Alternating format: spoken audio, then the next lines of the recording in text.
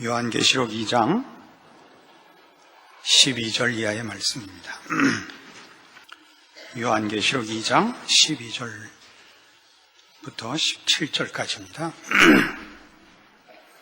버가모 교회의 사자에게 편지하기를 좌우에 날선검을 가진 이가 가라사대 내가 어디 사는 것을 내가 아노니 거기는 사단의 위가 있는 데라. 내가 내 이름을 굳게 잡아서 내 충성된 증인 안디바가 너희 가운데서 곧 사단의 거하는 곳에서 죽임을 당할 때에도 나를 믿는 믿음을 저버리지 아니하였도다. 그러나 네게 두어 가지 책망할 것이 있나니 거기 네게 발람의 교훈을 지키는 자들이 있도다. 발람이 발락을 가르쳐 이스라엘 앞에 올무를 놓아 우상의 제물을 먹게 하였고 또 행음하게 하였느니라. 이와 같이 네게도 니골라 당의 교훈을 지키는 자들이 있도다. 그러므로 회개하라. 그리하지 아니하면 내가 네게 속히 임하여 내 입의 검으로 그들과 싸우리라. 귀 있는 자는 성령이 교회들에게 하시는 말씀을 들을지어다.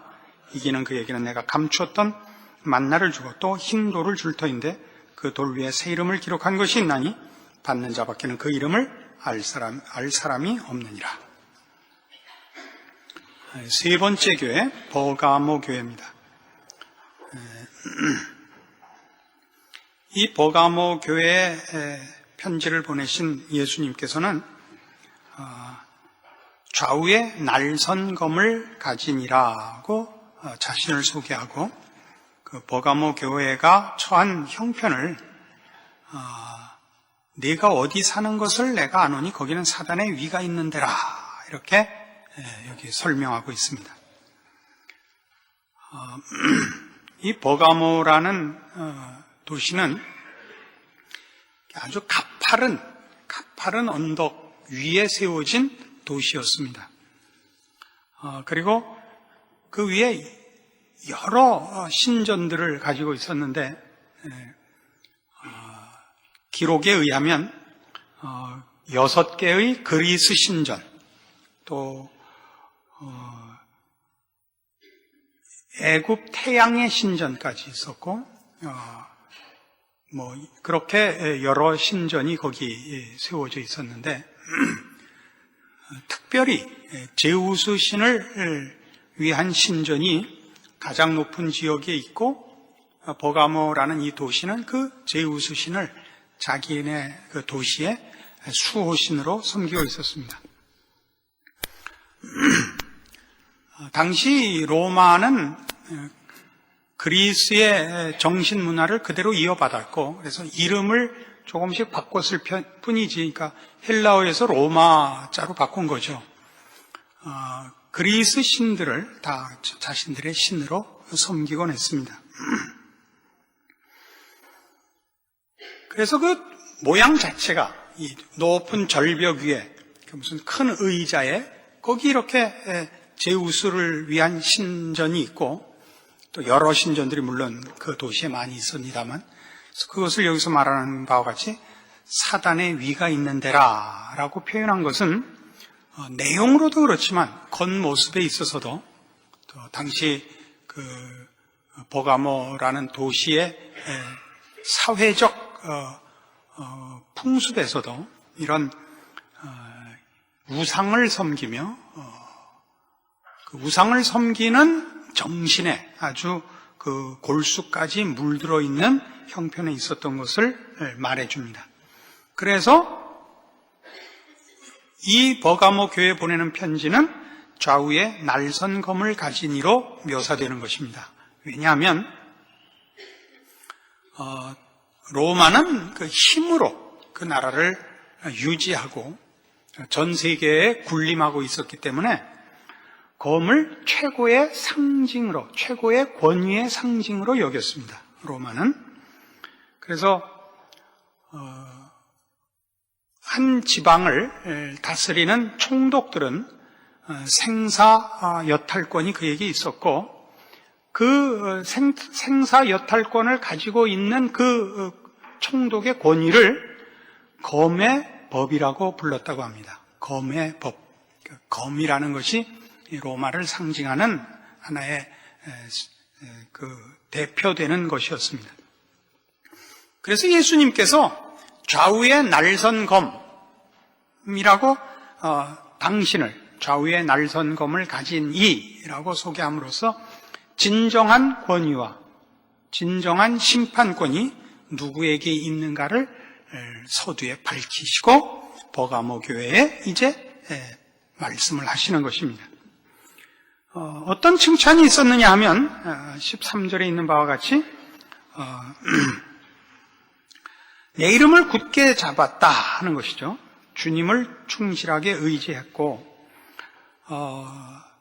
안디바가 내 충성된 증인 안디바가 너희 가운데 곧 사단이 거하는 곳에서 죽임을 당할 때도 나를 믿는 믿음을 버리지 않았다. 그러니까 예수 그리스도를 충실히 잡았다는 것은 그 우상 숭배를 거부했다는 것이고 그 일로 인하여 순교를 감수했다 이렇게 됩니다. 예수 그리스도를 의지하고 오직 예수 그리스도께만 충성함으로써 우상 숭배를 거부했고 순교를 감수했다 이렇게 되죠. 한 가지 내용이지만 표현해보면 이렇게 세 가지로 표현이 되는 것입니다. 그런데 어떤 책망이 나오느냐 하면 14절에 있는 것 같이 네게 두어 가지 책망할 것이 있나니 거기 네게 발람의 교훈을 지키는 자들이 있도다 이겁니다. 발람이 발락을 가르쳐 이스라엘 앞에 올무를 놓아 우상의 제물을 먹게 하였고 또 행음하게 하였느니라. 이와 같이 네게도 니골라 당의 교훈을 지키는 자들이 있도다 이렇게 나옵니다.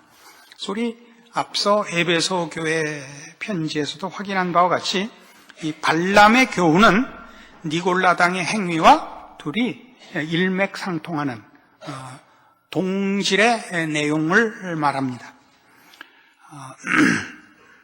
발람의 교훈, 출애굽 때 이스라엘 백성을 어떻게 해서든지 파멸시키기 위하여 힘으로는 안 되겠기에 하나님 앞에 그 가증한 자가 되게 하기 위하여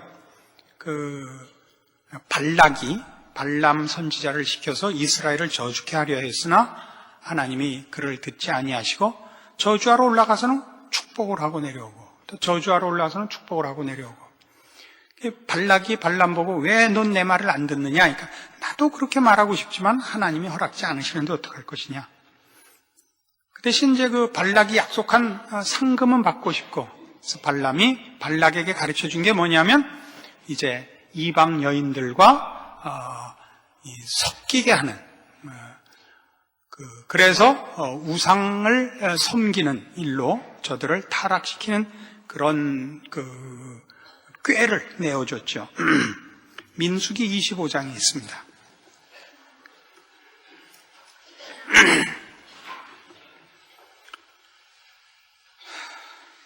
민수기 25장 1절 구약성경 238페이지입니다.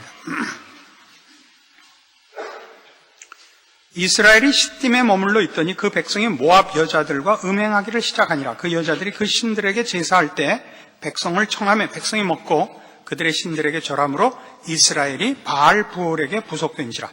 여호와께서 이스라엘에게 진노하시니라. 이 대목입니다. 그러니까 이런 꾀를 누가 만들어줬냐면 발람이 만들어준 것입니다. 그래서 여기 발람의 교훈이라고 나오는 것은 바로 이 역사적인 이 사건, 발람 선지자가 발락 왕의 발락의 소원을 들어주는 차원에서 직접 저주하는 것이 되지 않자 이런 꾀를 내서 이스라엘을 하나님의 축복받는 자리로부터 벌받는 자리로 넘어뜨리려고 제시한 꾀였습니다. 그래서 오늘 우리 본문에 돌아오면 여기 발람의 교훈을 지키는 자들이 있도다. 발람이 발락을 가르쳐 이스라엘 앞에 올무를 놓아 우상의 제물을 먹게 하였고 또 행음하였다 이렇게 나옵니다. 그래서 이게 행음했다도 도덕적 차원에서의 행음이 아니고 종교적 차원에서의 얘기입니다. 우상 제물을 먹고 우상을 섬기는 것을 말합니다. 성경에서 행음에 관한 표현이 나올 때는 이 하나님 앞에만 가져야 하는 순결한 마음을 흐트러뜨려서 여러 신을 동시에 섬기는 표현으로 이런 표현을 쓰곤 합니다. 그런데 이 발람의 교훈을 지키는 자들, 니골라 당의 교훈을 지키는 자들, 이렇게 표현된 이런 것들은 그 교회가 전체적으로 그런 것이 아니라 이 교회가 예수 그리스도만 의지하고 우상 숭배를 거부하고 순교를 감수했음에도 불구하고 있더라는 사실이죠. 이게 참으로 놀랍습니다. 이 뿌리를 뽑으라고 합니다. 이 뿌리를 이제 우리 결론 부분에 가서 더 확인해 보겠습니다만 이게 참 어려운 일입니다. 우리 아까 본 민수기 25장에 나타난 바와 같이 이스라엘 백성들이 모압 여인들과 관계를 가지고 그러자 모압 여인들이 자기네가 섬기는 우상에게 저들을 초대하여 그 하나님 외에 다른 우상 앞에 절하게 만든 것과 같이 이 시대, 로마 시대, 이 초대교회 시대는 사회 전체가 그런 식의 종교를 갖고 있었을 때입니다. 그러니까 여러 신을 두고 있죠. 더 많은 신. 그 신들 중에 하나라도 빼놓으면 부르지 않은 신이 화를 낸다고 생각을 해서 우리 아는 대로 제우스부터 시작해서 여러 신이 있죠. 하다못해 술의 신까지 있지 않았습니까? 그런 여러 신을 섬기고 그 신전마다 그 신전에 봉사하는 여인들이 있고 그 여인들은 다 창기였습니다.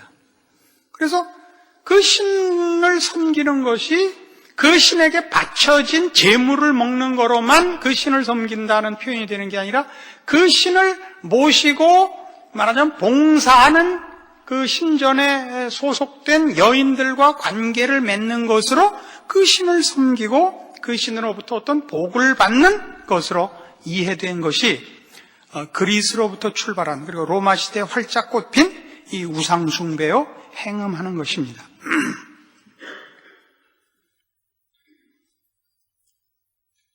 지금 버가모 교회는 굉장한 그 칭찬을 받았습니다. 예수님만 의지했고 우상 숭배를 거부했고 순교를 감수했습니다. 그런데도 있답니다. 이 문제는 왜 재밌느냐 하면요, 우리가 에베소 교회 편지에서 볼 때 재밌었던 게 이거일 수 있었죠. 2장 3절로 가보세요.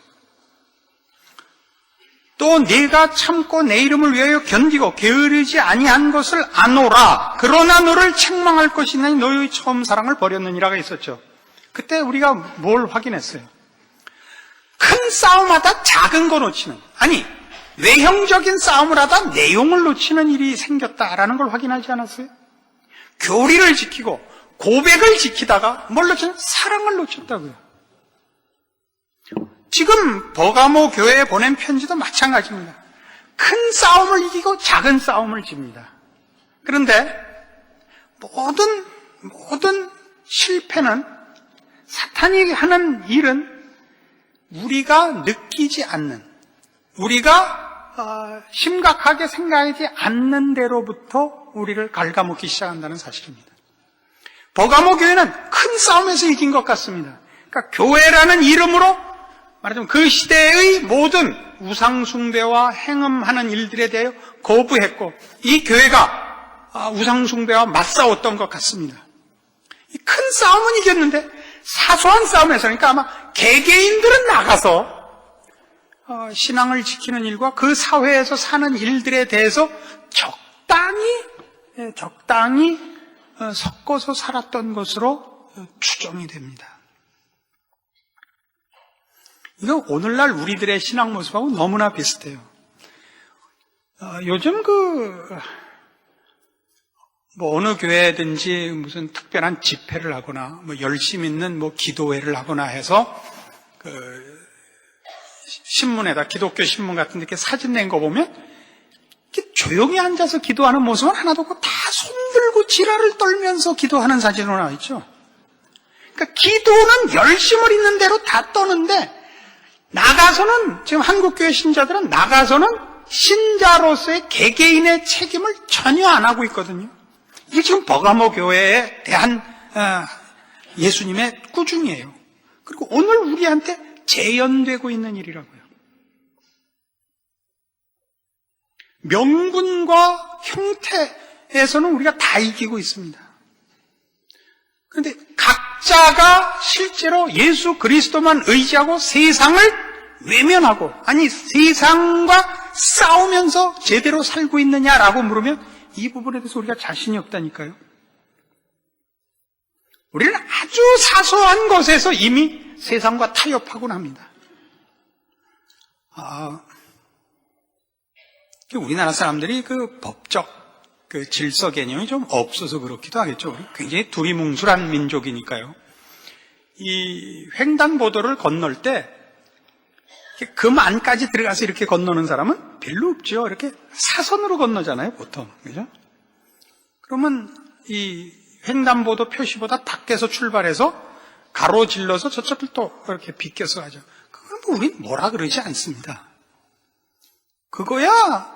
그게 죽고 사는 문제가 아니라 교통 질서에 관한 거니까 그쯤에 융통성이 허락되는 것이죠. 그러나 예수를 믿는 문제에 있어서는 어디까지 융통성이 있고 어디서부터는 아니냐 하는 건 얘기가 다르죠. 횡단보도를 건널 때 사선으로 건넌 것과 횡단보도를 건너야 되는 것을 반대로 가는 것과는 얘기가 다르지 않습니까? 하나님을 모시는 것과 세상을 섬기는 것은 둘이 공존할 수 없는, 같이 갈 수 없는 방향이 있지 않습니까? 서로 정반대거든요. 이 둘은 섞을 수가 없습니다. 그런데 섞어지거든요.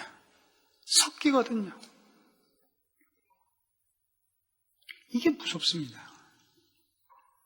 우리도 모르게 여러분들이 얼마나 세상에 물들어 있는가를 알아보시려면 무엇에 제일 약올라 하는가를 생각해 보라 그랬죠. 하루를 살고 혹은 일주일 혹은 여러분 여태까지 살아온 지난 날들 중에 제일 약올랐던 게 뭐예요? 아직도 그 생각만 하면 화가 안 풀리는 거. 자존심 상했던 거 아니에요. 그죠? 예수를 믿는 사람은 그 정욕을 십자가와 함께 파묻어 버린 자라고 성경이 묘사하고 있습니다. 우리는 우리를 위하여 살지 않고 살든지 죽든지 주를 위하여 삽니다. 이렇게 고백하고 있는 자들입니다. 그 연습은 이렇게 우리끼리 모여서 우리끼리 무슨 일을 할 때, 대회를 할 때는 끼리 모여서는 너무나 분명하고 너무나 확실하고 아주 적극적이며 아주 이상적인데 각자 돌아가면 자기가 있는 곳에서 그 분명한 경계선을 긋지 않는단 말입니다. 그래요, 안 그래요? 그래서 이런 식으로 얘기를 하자고요. 여러분이 기독교 신앙에 관한 얘기를 하면 언제나 긍정적인 면과 부정적인 면을 얘기를 해야 됩니다. 긍정적인 면이란 건 뭐냐면 나는 예수만 믿는다. 나는 영원한 천국을 바라본다. 나는 하나님의 영광을 위하여 산다. 그 말은 곧 나는 이제 세상과는 원수가 되었다. 나는 이제 세상으로 돌아갈 수가 없다. 세상은 나 때문에 이를 북북 갈고 있을 것이다. 내가 하나님을 선택한 이상 이제 내 보호자는 하나님밖에 없다. 내가 하나님 손을 놓는 순간 세상이 나를 갈아 마실 것이다. 이걸 알고 계셔야 돼요. 기독교 신앙을 얘기할 때 좋으신 하나님, 복 주시는 하나님, 내 기도를 들어주시는 하나님, 그것만 갖다 꺼내놓으면 안 됩니다. 그건 전부 내가 신앙적으로 고백하는 모든 것은 세상이 가장 싫어하는 것이고 그 말 할 때마다 너 두고 보자, 너 두고 보자, 오냐 너 보자 이러는 것들이라는 걸 알고 있어야 됩니다. 초대교회 사도들이 예수는 그리스도라, 그리스도라는 말은 메시아라는 말입니다. 너희가 못 박아 죽인 그 예수가 바로 우리가 그토록 기다렸던 메시아다. 메시아. 그래서 잡아갔어요. 너 예수가 메시아다라는 말 하지 마라 이거예요. 아시겠어요? 예수를 죽인 자들, 그래서 그 제자들이 또 예수가 메시아라고 떠드는 자들을 붙잡아서 뭘 하지 말라 그랬다고요? 예수가 메시아다 하는 말을 하지 말라는 거예요. 하면 죽이겠다 이거예요. 그러니까 예수는 메시아시다, 예수는 그리스도시다 라고 얘기를 할 때 언제가 죽음을 각오해야 됐던 거예요. 이 부분이 없어졌어요. 기독교를 얘기하는 데 있어서 제일 우리가 조심해야 될 게 뭐냐면 우리가 얻은 구원이 어디로부터의 구원인가를 잊지 않아야 돼요. 무엇을 위한 구원인가? 영원한 천국, 영원한 복락, 우리 하나님을 아버지라 부르며 그 백성으로 사는 영원한 나라입니다. 동시에 이 땅이 아닙니다. 이 세상이 아닙니다. 저들과는 우리가 이제는 남남이 되고 만 것입니다. 그래서 죄 문제를 이해하지 못하고 죄 문제를 각오하지 않고는 죄의 세력과 죄의 시험 말입니다. 이걸 각오하지 않고 예수 믿는다는 얘기를 무슨 파티에 가듯이 무슨 끼리끼리 모여서 어디 재밌는 놀이 하듯이 이렇게 간단히 말해버려서는 안 되는 것입니다. 이것이 여기서 말하는 분명히 예수 그리스도를 의지하여 우상 숭배를 거부하고 순교를 감수했음에도 불구하고 이 책망을 듣는 이유입니다. 내게 발람의 교훈을 지키는 자들이 있도다 이겁니다. 그래서 우리 참 신앙생활하는 건 만만치 않습니다. 세상과 대적하고 있고 여러분들이 신앙생활을 잘 하면 할수록 어떤 싸움이 생기느냐 할 때 세상을 과연 포기해야 되느냐 타협해야 되느냐라는 언제나 심각한 갈등을 겪을 수밖에 없는 것, 이것이 진정한 신앙생활입니다. 신앙생활은 아무 걱정도 없고 마음이 편안하고 의심과 갈등이 없는, 이게 아닙니다. 그건 아닙니다. 훨씬 심한 말을 해야 되는데 우리가 사는 세상은 사단이 왕노릇하는 데입니다. 내가 어디 사는 것을 내가 안다. 거기는 사단의 위가 있는 데라. 그렇습니다. 이 세상은 죄와 사망이 왕노릇하는 데고 어떻게 해서든지 우리를 물고 늘어져 하나님의 은총으로부터 우리를 잘라버리려는 사단이, 거스르는 자가 왕노릇하는 곳입니다. 우리가 곱게 하나님 편을 들고 하나님을 아버지라 부르며 신앙생활하는 걸 참아보지 못하는 왼수가 왕노릇하는 데입니다. 여러분, 일상생활이라는 것이 언제나 이 싸움 속에 있다는 걸 왜 모르십니까? 알고 있죠. 근데 그 싸움을 직면하시지 않느냐 이겁니다. 여러분이 얼마나 많은 교회에 봉사를 하며 얼마나 많은 하나님 보시기에 아름다운 헌신을 했는지 몰라도 여러분의 전 인격과 삶의 전 과정과 경우를 하나님 앞에 바치는 싸움을 하지 않는 한 여러분은 이 책망을 피할 수가 없게 되는 것입니다.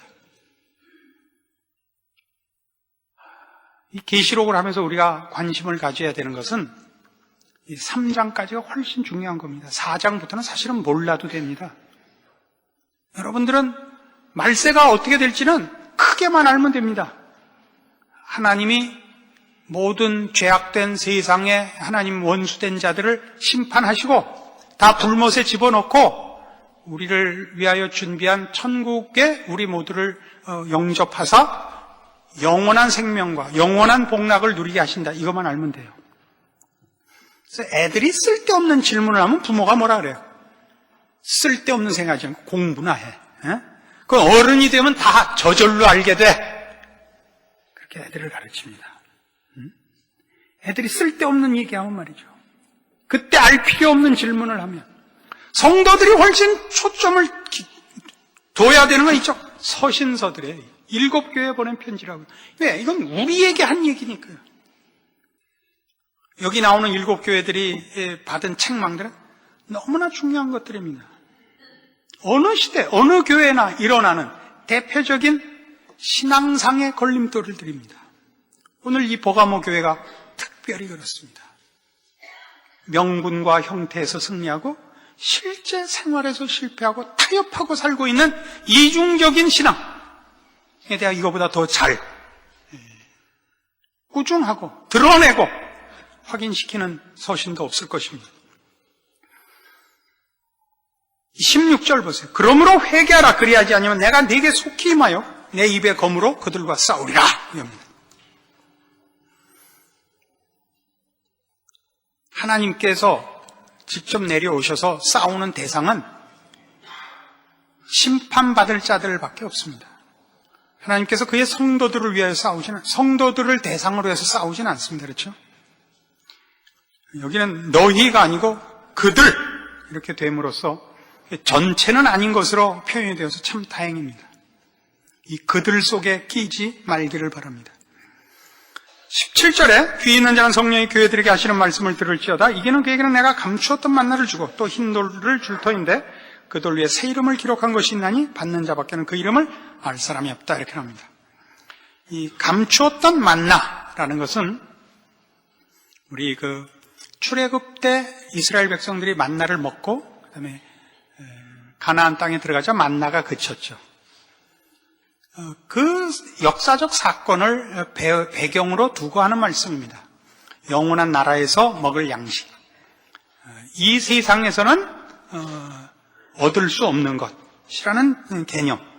천국에 가서야 먹는 음식. 그런 차원에서 천국에 들어가서 누리리라 하는 표현입니다.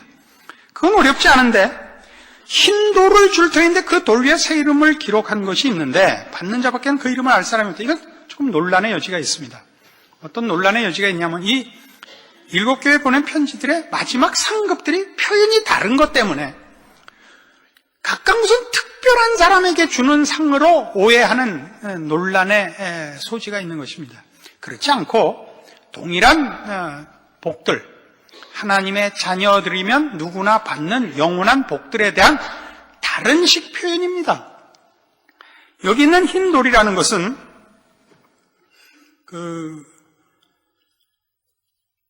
그가 흠없는 영광스러운 새로운 특성을 가진 존재라는 표현입니다. 새로운 흠없는 새로운 특성의 존재라는 뜻으로서 흰 돌을 말하는데 거기에 새 이름을 기록한다 이겁니다. 이걸 그래서 그 돌에 기록된 이름이 예수 그리스도라 이렇게 말하는 학자들도 있습니다. 그러나 그래 보이질 않습니다. 왜냐하면 받는 자밖에는 그 이름을 알 사람이 없다 그랬기 때문에 예수님의 이름을 모를 사람이 누가 있겠습니까? 이건 각자의 이름일 거라고 생각합니다. 성도들의. 그런데 새 이름이죠. 성경에서 새 이름은 대표적으로 아브라함이 받았던 새 이름 기억나세요? 아브람에서 아브라함, 또 사레가 사라, 야곱이 이스라엘 하는 식으로 해서 여기서 새 이름이라는 건 완전하여지고 영광스럽게 된 하나님 자녀들의 변화된 완전한 모습을 가르치는 것으로 이해합니다. 그래서 우리가 영원한 나라에 들어간다는 것은 지금 이 수준에서 환경과 조건만 바뀌는 것이 아니라 우리가 온전한 영광에 있어서 완벽한 변화로 거기에 들어간다는 것을 암시하는 말로 이해를 합니다. 이 일을 위하여 우리가 뭘 해야 된다고요? 우리는 모두가 모여서 우리의 힘을 과시할 때뿐만 아니라 각자가 세상의 어느 구석에 숨겨져 있고 파묻혀 있다 할지라도 하나님의 사람으로 사는 싸움을 싸워야 하며 견뎌야 하며 각오해야 하며 승리해야 한다는 사실입니다. 오늘날 우리 사회를 볼 때 물론 그 대표자요 지도자들이 정치를 잘못한 욕을 먹어 쌉니다마는 그러나 그런 얘기를 할 때 자기가 할 책임은 하나도 하지 않고 짐을 모두 떠넘기는 것은 잘하는 짓이 아닙니다. 특별히 교회는 더욱 그렇습니다. 목사의 책임이 얼마나 큰지는 제가 잘 압니다. 목사가 잘해야 되죠. 그러나 훌륭한 목사를 모시고 있는 것이 여러분의 신앙을 대신해 주는 것은 아닙니다. 좋은 학교라는 건 학생을 훌륭하게 만드는 데가 좋은 학교입니다. 그래서 좋은 학교, 명문이라는 이름을 얻는 것이지 그 학교 배지만 달면 그냥 저절로 훌륭해지는 것은 아닙니다. 그래서 명문으로 갈수록 더 고달프게, 더 지독하게 훈련을 시키는 법이지 쉽게 놔두는 적이 없습니다. 그렇지 않습니까? 우리는 지금 어떤 유혹 속에 있느냐 하면 일반적인 신앙의 문제에 있어서는 특별히 내세를 내다보는 소망을 가지는 신앙에 있어서는 우리는 어떻게 해서든지 무슨 핑계를 대서든지 이 짐을 내가 해야 되는 신앙상의 책임과 신앙의 전투, 그래서 극복하고 승리해야 하는 짐들을 어떻게든 남한테 넘기려고 합니다. 그러죠. 그래서 신통한 사람을 찾아가고 유명한 사람을 찾아가서 돈 주고 부족을 사오려고 그래요. 성경은 어느 곳에서도 한 개인이 자기의 구원과 약속된 믿음의 결국들을 본인이 책임져야 한다고 가르치고 있지, 남이 대신해 줄 수 있다고 얘기하는 데가 없는데도요. 이 싸움이 심각합니다. 우리 교회는 좋아, 우리 목사님 훌륭해, 이런 얘기는 의미가 없습니다. 여러분이 신앙생활을 개인이 하나님 앞에서 수행하셔야 됩니다. 이 각오를 하시지 않으면 여러분은 발람의 교훈에 빠진 겁니다. 그리고 이 일은 어느 시대나 있어 왔던 일이고 어느 때나 세상이 우리를 가장 잘 실패하게 하는 방법입니다. 어렵죠. 이제 말씀이 있고 역사적 전례가 있는 만큼 뒤에 태어난 사람들이 역사의 교훈을 받아야 할 것이요, 기록된 말씀의 교훈을 받아 좀 낮게 가야죠. 신앙이라는 것은 얼마나 힘들고 홀로 책임져야 되는 싸움인가 분명히 기억하셔서 핑계를 대시거나 떠넘기거나 오리광 부리지 마시고 각자의 책임을 감수하시기를 바랍니다. 주님 오실 때 부끄럽지 않을 것입니다. 기도하십시다. 하나님 아버지, 은혜를 감사합니다. 하나님께서 우리에게 영원한 소망과 하나님의 자녀라는 이 놀라운 이름을 허락하셨습니다. 우리의 운명을 알며 우리의 신분을 압니다. 그리고 그 신분이 어떤 책임을 요구하고 있는지도 압니다. 그러나 우리는 얼마나 교활하며 우리는 얼마나 못났는지요. 우리는 조그만 틈만 있으면 핑계를 대며 외면하며 모든 짐을 떠넘기기에 바쁩니다. 우리는 지금 어느 누구에게도 내가 져야 할 짐을 떠넘기거나 핑계댈 수 없음을 말씀을 통하여 확인합니다. 우린 주 앞에 서 있습니다. 좌우에 날선 검을 가지신 주님 앞에 섭니다. 우리로 온전한 신자의 길을 걷게 하시고 그 길에서 뒤돌아보지 말게 하시며 그 길에 선 이상 목적지를 향하여 충성되 다름질을 하게 하시옵소서. 예수님 이름으로 기도합니다. 아멘.